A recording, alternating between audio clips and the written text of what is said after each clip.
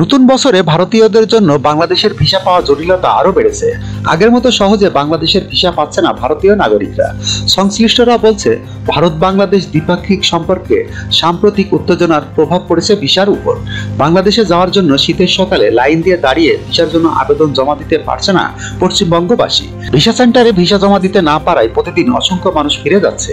এ নিয়ে ক্ষোভ ও হতাশা বাড়ছে কলকাতায়। কলকাতাস্থ ডেপুটি হাই কমিশন সূত্রের খবর, আগে প্রতিদিন গড়ে 350 থেকে 400 জনকে বাংলাদেশের ভিসা দেওয়া হতো, কিন্তু বর্তমানে মাত্র 70 থেকে 75টি ভিসা ইস্যু করা হচ্ছে।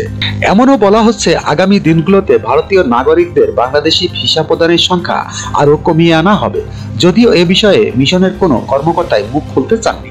পশ্চিমবঙ্গের নদিয়া জেলার বাসিন্দা নিখিল চক্রবর্তী বাংলাদেশে বেড়াতে যাওয়ার জন্য ভিসার আবেদন করতে চেয়েছিলেন।